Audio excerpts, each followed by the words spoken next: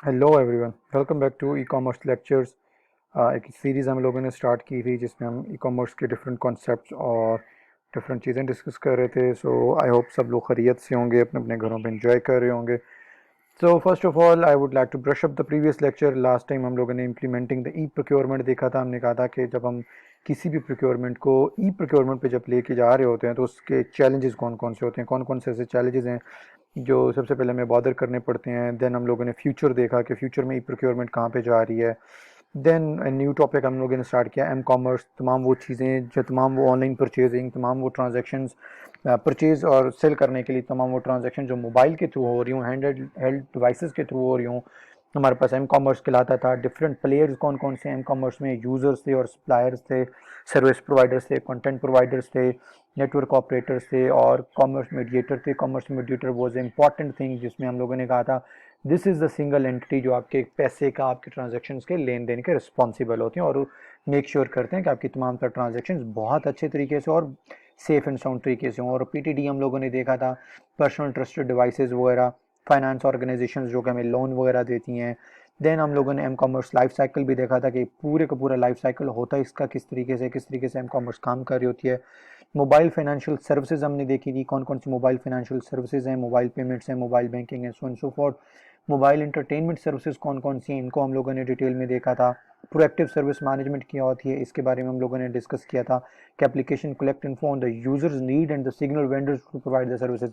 एक ऐसा मैकेनिज्म जो यूजर्स की रिक्वायरमेंट, नीड, लाइक, डिसलाइक के अकॉर्डिंगली इंफॉर्मेशन कलेक्ट करता है, स्टोर करता है और फिर अपने वेंडर्स को, अपने मर्चेंट को शेयर कर रहा होता है ताकि उसका मर्चेंट, उसका वेंडर्स उस कस्टमर के अकॉर्डिंगली अपने प्रोडक्ट्स, नए प्रोडक्ट्स लॉन्च करवा सके। देन हम लोगों ने कुछ इमर्जिंग इश्यूज भी देखे थे कि हम कॉमर्स में इमर्जिंग इश्यूज कौन कौन से आ रहे हैं और फिर मेन चैलेंजेस वगैरह भी देखे थे इसके बारे में। Then we move towards a new topic जिसमें हमने सप्लाई चेन देखा था। हम लोग सप्लाई चेन में हमने कहा था एक ऑर्गेनाइजेशन ए है, वो तमाम तरह एक प्रोडक्ट जो तैयार करती है उसमें तमाम तरह यूज़ होने वाली जो चीज़ें हैं, इट्स नॉट पॉसिबल कि वो सारी की सारी चीज़ें खुद प्रोड्यूस भी करे और खुद उसके पास चीज़ें हों।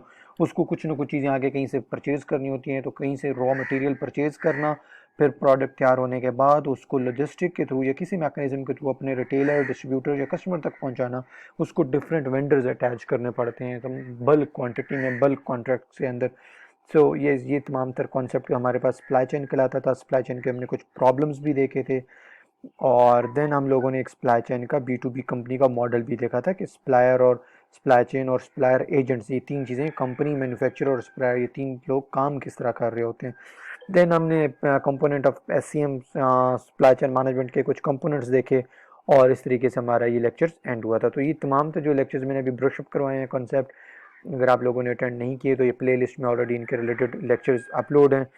सो आज हम लोगों ने एक नया टॉपिक अपना शुरू करना है। मैं let me on my other things, yes, मैं इसको क्लोज कर दूं जी। सो आज हम एक नया टॉपिक शुरू करने वाले हैं। आज का हमारा टॉपिक है मयरिंग supply chain performance. Supply chain की ही बात कर रहे थे प्रीवियसली, जो लास्ट टॉपिक था हमारा तो वो सप्लाई चेन था एक्चुअली। तो आज हम देखते हैं कि सप्लाई चेन को परफॉर्मेंस किस तरह मायर करनी है। The performance of supply chain is evaluated by how it reduce the cost और increase the values. Last lecture में भी हम लोगों ने बार बार कहा था कि सप्लाई चेन ऐड करने का मकसद ही यही है ताकि हमारे पास कॉस्ट रिड्यूस हो जाए, हम एक कोई ऐसा मैकेनिज्म अडॉप्ट करें जिससे हमारे पास मैक्सिमम कॉस्ट रिड्यूस हो या वैल्यूज़ की कॉस्ट इंक्रीज हो जाए ताकि हमारे पास प्रॉफिट ज़्यादा आ सके। तो ये हम लोग कर किस तरीके से कर सकते हैं, किस तरीके से इसकी परफॉर्मेंस मेजर कर सकते हैं। One thing is efficiency. Efficiency से मुराद ये कॉस्ट बाय इन्वेंट्री मैनेजमेंट। क्या हमारे पास इन्वेंट्री मैनेजमेंट की कॉस्ट कम हो रही है? फॉर एग्जांपल, मैं एक कोई प्रोडक्ट बना रहा हूँ और उसके लिए रॉ मटेरियल जो मुझे यूज़ करना है वो 100 टन मुझे चाहिए। तो क्या मैं 100 टन इकट्ठा ला के कहीं वेयर हाउस में ला के रख दूंगा? तो अगर वेयर हाउस में रखूंगा तो उस वेयर हाउस को कहीं पे बिल्डिंग लेना, रेंट आउट करना, उस पर सिक्योरिटी का खर्च, इलेक्ट्रिसिटी का खर्च, ये तमाम तर चीज़ें एक ओवरहेड एक्सपेंस बन रही होंगी। तो कहीं ऐसा है कि मैं अगर सप्लाई चेन अडॉप्ट कर लूँ और मैं अपनी इन्वेंट्री खुद मेंटेन नहीं कर रहा हूँ, ऑटोमेटिकली एक सिस्टम होगा जो कि एक सिग्नल या एक मैसेज पॉपअप करेगा, जनरेट करेगा टू माई वेंडर कि मेरे पास अब मेरे मशीन के अंदर, मेरी असम्बली लाइन के ऊपर इतनी चीज़ें कम हो गई हैं, फ़ौरन चीज़ें पहुंचा दो। सो अगर इस तरीके से अगर मैं सप्लाई चेन अडॉप्ट करता हूँ और मेरे पास इन्वेंट्री की कॉस्ट अगर डिक्रीज हो रही है या कोई एफिशिएंसी आ रही है, तो तब मेरे पास क्या होगा, ये एक्चुअल कॉस्ट रिड्यूस होगी। Responsiveness, inventory cost and the missed sales. Responsiveness से मुराद ये है कि क्या मैंने जो सप्लाई चेन अडॉप्ट किया है, मैंने जो जो सप्लाई चेन लगाया है, क्या उसने मेरी इन्वेंट्री कॉस्ट को और मिस्ड सेल को का हैंडल किया है। कहीं ऐसा तो नहीं है कोई डिफेक्टिव प्रोडक्ट मेरे रिटेलर के पास या प्रोडक्ट कस्टमर के पास गया और मेरा सप्लाई चेन इतना वीक और इतना पुअर मैनेजमेंट सिस्टम था कि वो उसने मुझे आइडेंटिफाई नहीं करने दिया, या मेरे उस कस्टमर ने वो चीज़ें मुझ तक वापस ही नहीं आने दी सिस्टम ने। तो इसका मतलब ये है कि मेरा जो सप्लाई चेन है वो हो सकता है कॉस्ट तो रिड्यूस कर रहा है लेकिन रिस्पॉन्सिव नहीं है सही तरीके से। तो इसका मतलब ये रिस्पॉन्सिवनेस है कि नहीं है। Fast supply chain management system काम करता है कि नहीं। फास्ट से मुराद ये जब कंपनी से माल चल पड़ा मेरी इंडस्ट्री की तरफ तो मुझे मैसेज वगैरह आ गए। जब एक सामान मेरी उस इंडस्ट्री में मेरे वेयर हाउस में अनलोडिंग हुई कि जिसने रिसीव किया इसका स्टेटस मेरे पास आया। सामान रेडी होने के बाद लॉजिस्टिक के थ्रू जब मैंने अपने रिटेलर के पास भिजवाया तो क्या उसकी रिपोर्ट मेरे पास आई डिफेक्टिव सामान की या चीज़ों की रिसीप्ट क्या मेरे पास प्रॉपर आ रही है। सो ये तमाम चीज़ें वो हैं रिस्पॉन्स जो आपके सिस्टम ने करने होते हैं। सो क्या सप्लाई चेन आपके इतना रिस्पॉन्सिवनेस है। Third thing is the effectiveness, degree to which the supply chain management creates the value for the customer. Effectiveness से मुराद क्या है कि आपने बहुत अच्छा सप्लाई चेन बना लिया लेकिन वो आपके कस्टमर को कहीं से फ़ायदा ही नहीं दे रहा, आपके कस्टमर के लिए कोई वैल्यू ही नहीं जनरेट कर रहा, आपके कस्टमर के लिए कोई प्रोडक्टिविटी नहीं पैदा कर रहा। फॉर एग्जांपल एक प्रोडक्ट पहले सप्लाई चेन अडॉप्ट करने से पहले आपको वो 100 रुपीज़ में पड़ रहा था, आपने सप्लाई चेन बनाई, आपने सप्लाई चेन ली और वो आपको प्रोडक्ट कॉस्ट करने लग गया 70 रुपीज़ में। और कस्टमर तक सब कुछ जाते जाते अब कस्टमर को भी उसका फ़ायदा होना चाहिए। अगर कस्टमर को उसका फ़ायदा ही नहीं है, अगेन आपका सप्लाई चेन मैनेजमेंट सिस्टम के बाकी कंपोनेंट इतने पुअर हैं कि वो अगेन कस्टमर तक प्रोडक्ट पहुंचाते पहुंचाते उसको 100 रुपीज़ में पहुंचा रहे हैं, डिलीवर कर रहे हैं, तो अगेन इसकी इफेक्टिवनेस नहीं है। सो अगर मुझे परफॉर्मेंस अपने सप्लाई चेन मैनेजमेंट सिस्टम की परफॉर्मेंस मेजर करनी है, so I have to calculate the three factors, efficiency, responsiveness and the effectiveness. Fine. Advantage of e commerce integrated supply chain management system. Advantage क्या है? Speed, ज़ाहिर सी बात है speed एक increase हो जाती है, मुझे किसी वेंडर के रॉ मटेरियल का इंतज़ार नहीं करना, मुझे लॉजिस्टिक वाली गाड़ियों के लिए इंतज़ार नहीं करना, मुझे अपने रिटेलर की आने वाली इन्वाइसेस का इंतज़ार नहीं करना, मुझे कस्टमर्स की तरफ से आने वाली फीडबैक का वेट नहीं करना। Everything is a speed up. Cost decrease, अभी हम लोगों ने ये यहाँ पे चीज़ें देखी थी कि कॉस्ट डिक्रीज़ होती है। फ्लेक्सिबिलिटी, फ्लेक्सिबिलिटी से मुराद ये है कि अब मुझे अपने वेयर हाउस के अंदर आने वाले 6 माह का रॉ मटेरियल इकट्ठा स्टोर करके नहीं रखना, या मुझे लॉजिस्टिक के लिए 3 बड़ी गाड़ियाँ परचेज़ नहीं कर लेनी, बल्कि मेरे पास सप्लाई चेन मैनेजमेंट सिस्टम है और जैसे मेरे पास चीज़ें रेडी होती जाएंगी साथ साथ मुझे उसके मैसेजेस और तमाम तर चीज़ें पॉपअप होती जाएंगी और जिस तरीके से उससे मुझे क्या होगा, फ्लेक्सिबिलिटी मुझे मिलती जाएगी। Shortening the supply chain short करने का भी हमें फ़ायदा हो जाता है, जिसकी सबसे बड़ी एग्जांपल हमने लास्ट टाइम भी डिस्कस की थी, डेल थी। डेल कहते हैं कि यार देखिए मैं अपना प्रोडक्ट बनाऊं, फिर मेरा प्रोडक्ट किसी और फैक्ट्री के पास जाए, फिर उसके पास असेंबलिंग हो, असेंबलिंग के बाद पॉलिश कहीं और हो रहा हो, पैकिंग कहीं और हो रहा हो, उसका रिटेलर कोई और हो रहा हो और अल्टीमेट कस्टमर तक जा रहा हो, तो बीच में 6-7 एक्टर्स ऐड करने के बजाय डेल कहता है कि डायरेक्टली मैं प्रोडक्ट अपना खुद बनाऊंगा, लॉजिस्टिक करूंगा और डायरेक्ट अपने डिस्ट्रीब्यूटर तक पहुंचाऊंगा। उसने अपनी सप्लाई चेन को और शॉर्ट कर दिया, उसने बीच में आने वाले कंपोनेंट्स और फैक्टर्स को बहुत मिनिमाइज कर दिया, जिससे उसको ये फ़ायदा हो गया। डिसएडवांटेजेस क्या है? यस, कॉस्ट ऑफ इम्प्लीमेंटेशन, एक बहुत बड़ा फुल फ्लेज सिस्टम है जिसके लिए आपको हार्डवेयर, सॉफ्टवेयर, ट्रेन लेबर्स चाहिए होती हैं, ये तमाम चीज़ें चाहिए होती हैं। तो ऐसा पॉसिबल नहीं है कि आपके पास ये तमाम तर चीज़ें बहुत लो कॉस्ट पे आ जाए। Keeping up with the changes in the expectations, changes आप लोगों ने ज़रूर माइंड में रखना है। ऐसा नहीं है कि एक ऐसा सिस्टम है जिसको आप सोच रहे हो कि जी मैं फ़ौरन इंप्लीमेंट करूंगा और ये इंप्लीमेंट हो जाएगा और मुझे उसके फ्रूटफुल एडवांटेजेस आना शुरू हो जाएंगे। ऐसा नहीं है। लास्ट टाइम भी हम लोगों ने कहा था करप्शन रुक रही होगी, लोगों को काम करना पड़ रहा होगा, तो ये तमाम जो फैक्टर्स हम बॉदर करते हैं, तो इसका मतलब ये है कि लोगों की तरफ से, टीम की तरफ से, इन्वायरमेंट की तरफ से, नेचर की तरफ से आप लोगों को एक ख़ास किस्म की रेजिस्टेंस को फेस करना पड़ेगा। और देन है इंडिपेंडेंस। इंडिपेंडेंस से मुराद ये कि इंडिपेंडेंसी बढ़ जाती है। इंडिपेंडेंसी से मुराद ये है कि डिसएडवांटेज इसका थोड़ा सा एक ये चीज़ हो जाती है कि इंडिपेंडेंसी इन अ वे कि आपका लॉजिस्टिक कौन सी गाड़ियों के थ्रू जा रहा है, अच्छा वो गाड़ी कौन सा रूट फॉलो कर रही है, क्या वो गाड़ी टाइमली वो चीज़ों को डिलीवर कर रही है कि नहीं, तो ये थोड़ा सा इंडिपेंडेंसी होगी। वो इंडिपेंडेंसी किस वजह से हो रही है? इंडिपेंडेंसी इस वजह से हो रही है बिकॉज फॉर एग्जांपल मैं एक कंपनी और मैं किसी के लॉजिस्टिक का रिस्पॉन्सिबल हूँ, तो मैं कहूँगा बस ठीक है मैंने आपका सामान ले लिया वहाँ से, नो अब आपका काम खत्म हो गया, आप मुझे अपने मतलब हुक्म या ऑर्डर क्यों चला रहे हैं। सो ये उसके डिसएडवांटेजेस हैं। सो सप्लाई चेन की परफॉर्मेंस मेजर करने के लिए we are talking about the three factors, efficiency, responsiveness and effectiveness. Then we were talking about the advantages and disadvantages. So let's move towards the next slides. Customer relationship management system क्या होता है जी? आज हम इस topic को भी ज़रा discuss कर लेते हैं। कस्टमर रिलेशनशिप मैनेजमेंट सिस्टम, हमारे पास कस्टमर रिलेशनशिप मैनेजमेंट सिस्टम से मुराद ये है कि CRM is an approach to build and sustain the long term business with the customers।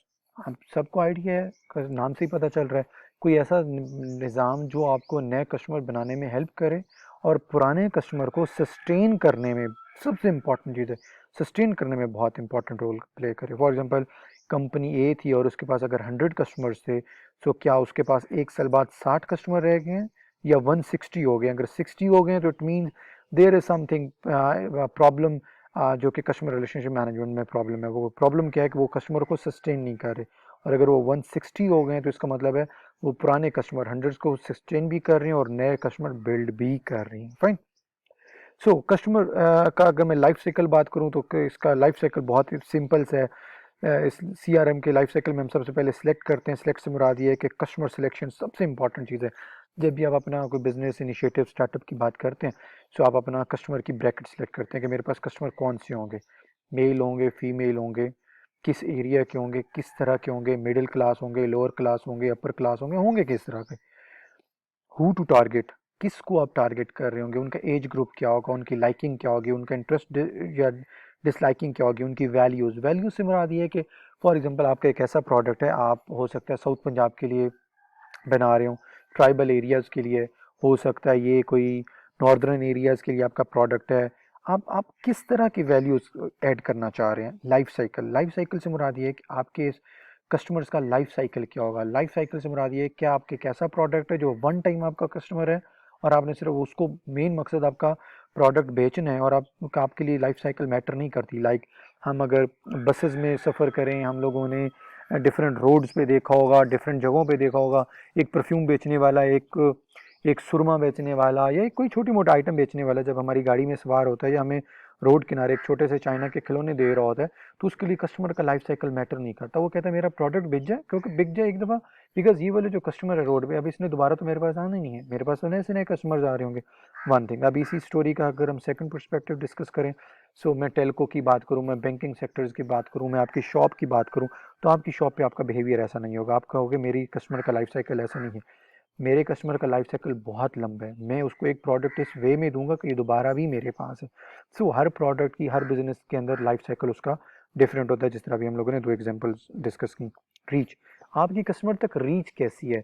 क्या आप कस्टमर को प्रोडक्ट देने के बाद उस तक पहुंच रहे हैं? आपको याद होगा बहुत पुराने ज़मानों में जब हम इलेक्ट्रॉनिक्स से कोई चीज़ परचेज करके लाते थे, तो वो बस हमें एक बिल दे देता था और हमारा एक नामशम एक होता था उसके पास, और वो प्रोडक्ट हमें दे देता था, दैट्स ऑल। अब रीच के मामले में क्या चीज़ हो गई है? बहुत सारी ऐसी कंपनीज हैं जो अपने कस्टमर्स को एक साल बाद उनको बर्थडे विश कर रही होती हैं, उनको डिस्काउंट ऑफर कर रही होती हैं, वो उन तक किसी न किसी तरीके से पहुंच रही होती हैं। सो सिलेक्ट से मुराद ये है कि जब आप कस्टमर को सिलेक्ट करते हैं तो आपने कस्टमर्स की तमाम तर चीज़ें देखनी है कि आप किसको टारगेट कर रहे हैं, उसकी वैल्यूज़ क्या है, आपके कस्टमर का लाइफ साइकिल क्या है और रीच क्या होगी। ये तमाम तर क्वेश्चन एक आंसर करते हैं कस्टमर सिलेक्शन का। जब कस्टमर आपका सिलेक्शन हो जाती है, एक्वायर, कस्टमर एक्विजिशन। एक्वायर से मुराद ये कि आपने कस्टमर की एक्विजिशन कैसे करनी है। Like right segment, minimise cost और सर्विस क्वालिटी। राइट सेगमेंट से मुराद ये है आप एक कंपेन चला रहे हैं, आप एक बड़ी LED बेचने वाली कंपनी है और आपने एक कंपेन चलाई फेसबुक पे, सोशल मीडिया पे, रोड पे जाके, कहीं पे भी, और आपकी उस कंपेन में बहुत सारे लोगों ने, उन लोगों ने रिस्पॉन्स किया जो कि फॉर एग्जांपल बनू में रहने वाले थे या नॉर्दर्न एरिया में किसी बैकवर्ड एरिया में रहने वाले थे, और वो जनाब मैट्रिक के स्टूडेंट थे फॉर एग्जांपल। तो इसका मतलब है आपने सेगमेंट राइट सेलेक्ट नहीं किया था। एक 80,000 वाली या 100,000 वाली एक LED आपका गरीब एरिया में रहने वाला या एक मैट्रिक में पढ़ने वाला स्टूडेंट तो आपका कभी कस्टमर हो ही नहीं सकता। इसका मतलब है आपने अगर कस्टमर की एक्विजिशन करनी है तो उसको राइट सिलेक्शन करनी पड़ेगी, आपको अपनी कंपेन्स की राइट सिलेक्शन करनी पड़ेगी, टाइम, एरिया, इंटरेस्ट, एज, ये तमाम चीज़ें राइट सिलेक्शन करनी पड़ेगी। मिनिमाइज कॉस्ट, मिनिमाइज कॉस्ट से मुराद ये कि अब आपके पास कस्टमर एक्विजिशन के लिए कॉस्ट बहुत मिनिमाइज आप लोगों ने कर देनी है। आप डिफरेंट वेज ढूंढेंगे, कौन कौन से ऐसे तरीके हैं जहाँ से मैं अपने कस्टमर्स को और मिनिमम कॉस्ट के ऊपर ढूंढ सकता हूँ। फॉर एग्जांपल आप एक गारमेंट्स बनाने वाली कंपनी है, आप इंटरनेट पे जाते हैं और कोई कंपनी आपको एक डाटा सेल करती है और वो कहते हैं मैं तमाम आप लोगों को, आपको वो कस्टमर्स का नेम, कॉन्टैक्ट नंबर और एड्रेस और ईमेल देता हूँ जो कि फॉर एग्जांपल एक गारमेंट्स में इंटरेस्टेड हैं, पेंट शर्ट्स में इंटरेस्टेड हैं, वो XYZ प्रोडक्ट में इंटरेस्टेड हैं।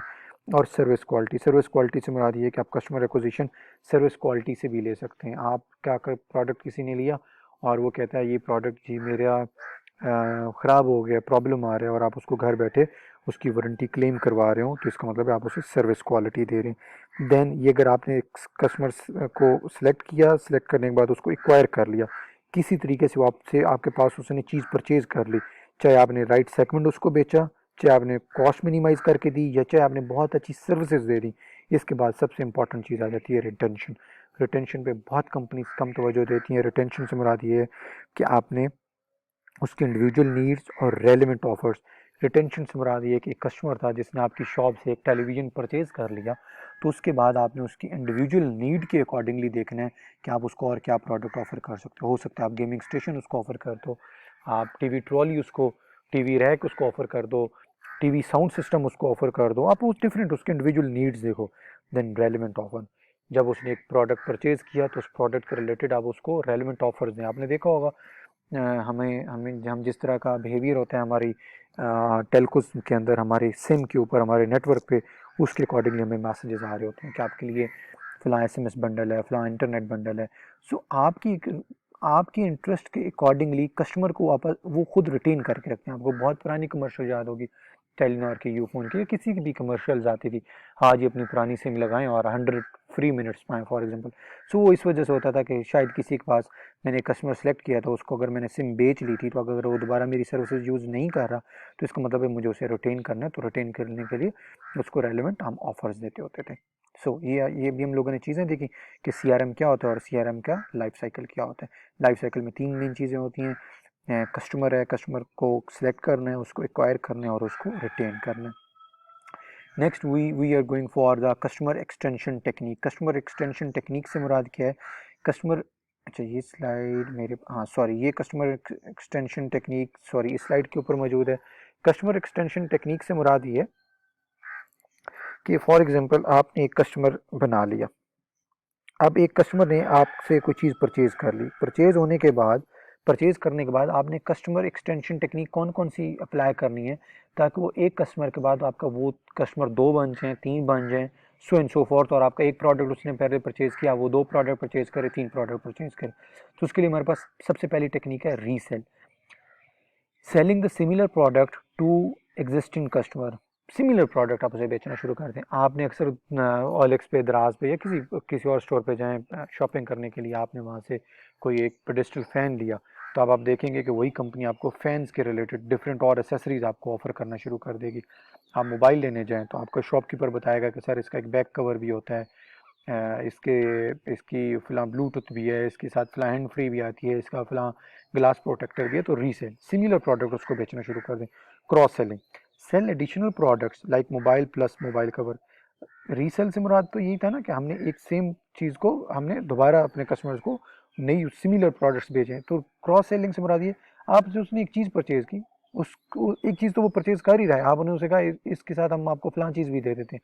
हम अक्सर मोबाइल एप्लीकेशंस में अपने नेटवर्क सिम के ऊपर जब कोई भी एक ऑफ़र सब्सक्राइब करते हैं, तो उस ऑफ़र सब्सक्राइब करने का हमें क्या फ़ायदा होता है, वो हमें कहते हैं कि चलें आप ऐसा करें, आप हमसे 100 मिनट्स तो ले रहे हैं ये कार्ड पर स्क्रैच करके, इसके साथ मैं आपको फॉर एग्जांपल 20 GB इंटरनेट भी फ्री दे रहा हूँ फॉर एग्जांपल। और अगर आप 50 रुपीज़ का और बैलेंस अगर खर्च कर लेते हो, तो मैं आपको जनाब 1500 SMS दे दूंगा। तो क्रॉस सेलिंग है, एक चीज़ के साथ दूसरी चीज़ सेल करना। Up selling technique, like cross selling but the selling expensive products. Up selling और क्रॉस सेलिंग में थोड़ा सा डिफरेंस है, इसमें आप उस एक चीज़ के साथ कोई एक बड़ा महंगे वाला प्रोडक्ट बेचना शुरू कर देते हो। यू रिमेंबर, यूफोन ने सिम बेचता था, टेलीनॉर सिम बेचता था, मोबलिंक सिम बेचता था फॉर एग्जांपल, सस्ती सी सिम होती थी 100-150 रुपए की, बट उसने अपने सिम के साथ साथ अपने पैकेज और अपने डिफरेंट बंडल्स को इकट्ठा करके उसने एक हार्डवेयर बनाया और अपने एक मोबाइल बनाया, मोबाइल उसने सेल करने शुरू कर दिए। तो ये एक अप सेलिंग है। मोबलिंक को पता है मेरे पास ऑलरेडी इतने मिलियन कस्टमर हैं, तो अगर मैं उनको ये कह दूं कि मेरा अगर तुम लोग ये मोबाइल परचेज कर लेते हो, तो तुम्हें इतने महीने तक, इतने सालों तक, ये इतने टाइम पीरियड तक फॉर एग्जांपल क्रेडिट नहीं करवाना पड़ेगा। So that called up selling. Reactivation, purchasing the services which lapsed earlier. Reactivation करें। फॉर एग्जांपल कोई ऐसी सर्विस जो आप पहले आपका प्रोडक्ट बहुत अच्छा बिकता था, अगर बीच में बिकना बंद कर दिया तो आप उसको रीएक्टिवेशन कर दें। अगेन मैं उसी कमर्शियल की एग्जांपल दूंगा, आज अपनी पुरानी सिम लगाएं और 100 SMS या मिनट्स मुफ्त पाएँ, तो that was a reactivation. Referral से मुराद ये कि रिकमेंडेशन होती हैं, आप डिफरेंट ब्लॉगर्स को उन लोगों को एंगेज करते हैं कि आप जनाब मेरे लिए एक वीडियो बनाएं और मेरा प्रोडक्ट रेफ़र करें, वो बी को रेफ़र करता है, वो सी को रेफ़र करता है, इस तरीके से कम्युनिकेशन आपका चैनल बन जाता है। So we have the different 5 techniques for the customer extension techniques: reselling, cross selling, upselling, reactivations and referrals. So ये हम लोगों, अच्छा ये हमारे पास एक रह गई थी शायद इसकी, मार्केटिंग एप्लीकेशंस। यस, ये वाली जो स्लाइड्स है, इस स्लाइड्स की ये डिटेल्स यहाँ पे हम ज़रा डिस्कस कर लेते हैं। Marketing application of CRM. अब मार्केटिंग एप्लीकेशन कौन कौन सी है सीआरएम की, मतलब कौन कौन सी ऐसी जगह है जहाँ पे अगर सीआरएम सॉफ्टवेयर हम बना लें, कोई सोल्यूशन बना लें, तो उसकी एप्लीकेशन कहाँ कहाँ है, कहाँ कहाँ वो यूज़ होती है। तो सबसे पहले देखते हैं sales force automation. Sales force automation से मुराद ये अकाउंट मैनेजमेंट। फॉर एग्जांपल आप दराज के साथ काम करना चाहते हैं, आप कहते हैं जी मैं आपके इतने प्रोडक्ट बेच के दूंगा, तो अब ऐसा नहीं है कि आपका या मैं आपके इतने प्रोडक्ट्स पे लाइक लेके आऊँगा या क्लिकिंग करवा के देता हूँ, तो ऐसा नहीं है कि आपका कोई फिजिकल बंदा बैठा हो जो आपकी तमाम तर चीज़ें देख रहा होगा। वो आपको एक पोर्टल दे देगा और वो कहेगा ठीक है आप इसको बेचें। आपको याद है एक और इसमें टेक्निक आती है कि मैं अगर किसी प्रोडक्ट का अपने वीडियो के अंदर कहीं डिस्क्रिप्शन में, ब्लॉग में कोई एक लिंक देता हूँ, और अगर आप उस लिंक को क्लिक करके कहीं जाते हैं अमेज़ोन पे या उस पर प्रोडक्ट परचेज़ करने, तो ऑटोमेटिकली वो सेल्स फोर्स ऑटोमेशन हो रही होती है। मतलब जिस बंदे की वजह से वो सेल जनरेट हुई है उसको मेंटेन किया जाता है, उसका अकाउंट मैनेज किया जाता है। सो सेल्स फोर्स ऑटोमेशन का एक मतलब ये है। दूसरा मतलब ये है फ़ोन कॉल्स। अब ऑटो जनरेटेड फ़ोन कॉल्स होती हैं, आपने अक्सर देखा होगा मोबी ट्यून्स के लिए, रिंग ट्यून्स के लिए, डिफरेंट पैकेजेस के लिए आपको ऑटो रिकॉर्डेड कॉल्स आती हैं, रिकॉर्डेड कॉल आती हैं, फ़ोन कॉल्स आती हैं, फीडबैक कॉल्स आती हैं। Second thing is the customer services management. Customer services management से मुराद ये कि जिस तरह हमने कॉन्टैक्ट सेंटर्स बना लेते हैं, response to the customer queries. आपने अक्सर बड़े सिटीज़ में देखा होगा क्यू मोबाइल ने, सैमसंग ने, LG ने, इन लोगों ने अपने सर्विस सेंटर्स बनाए होते हैं सिर्फ इस वजह से ताकि हम अपने कस्टमर के साथ मैनेज कर सकते हैं। तो एक CRM सॉफ्टवेयर अगर चल रहा होगा ऑनलाइन, तो मैं अगर एक कस्टमर हूँ, मैं लाहौर में रहता हूँ, एक प्रोडक्ट गॉड फॉरबिड अगर मेरा ख़राब हो गया, सो मैं उसी CRM के थ्रू ये देखूंगा कि इनका कस्टमर सर्विस मैनेजमेंट सेंटर कहाँ पे है। मैं वहाँ पे अपनी एक रिक्वेस्ट बुक करवा सकता हूँ, वो मुझे टाइम बताएंगे फ़लान दिन आज आप आ जाइएगा, और इस तरीके से आपका CRM की एक बहुत बड़ी एक एप्लीकेशन हो सकती है। मैनेजिंग सेल्स प्रोसेस, वही बात e-commerce website managing sale process से मुराद ये है कि अगर पहले मेरा स्टोर ऑनलाइन, पहले मेरा एक फ़िज़िकल स्टोर जो शॉप होती थी वो 10 से 12 घंटे अगर ओपन रहती थी, सो अब ऐसा नहीं है, अब टाइम की रिस्ट्रिक्शन नहीं है, आप 24 आवर्स में अपनी शॉप को ओपन रख सकता हूँ और वो ई-कॉमर्स वेबसाइट के थ्रू मैं उसको 24 है उसको चीज़ों को सेल कर सकता हूँ, पैसा भी आएगा, अकाउंट मैनेज भी होगा, कस्टमर तक प्रोडक्ट भी डिलीवर होगा, लॉजिस्टिक वाले को मैसेज भी चला जाएगा, इन्वेंट्री वाले को भी मैसेज चला जाएगा, कस्टमर को भी ईमेल चली जाएगी। Everything is being managed just single platform that called CRM। Campaign management से मुराद ये कि CRM सॉफ्टवेयर आपका है और आप उसके अंदर फेसबुक के अंदर, यूट्यूब के अंदर, डिफरेंट और प्लेटफॉर्म है, even full fledge CRM software हैं जिसके अंदर आप एक डाटा की फाइल अपलोड कर देते हैं और आप कहते हैं कि इस पूरे डाटा में से फॉर एग्जांपल 40,000 लोगों में से देखें जब मैं नया प्रोडक्ट अपलोड कर रहा हूँ, वो प्रोडक्ट किस किस लोगों के इंटरेस्ट के लिए हो सकते हैं, इस इंटरेस्ट के लोग कौन कौन से हैं, कौन से फिनेंशियली स्ट्रॉन्ग हैं, कौन से इस प्रोडक्ट की कैटेगरी में लाइक करते हैं, सो उन तमाम लोगों को तक वो कंपेन दिखाई जाएगी।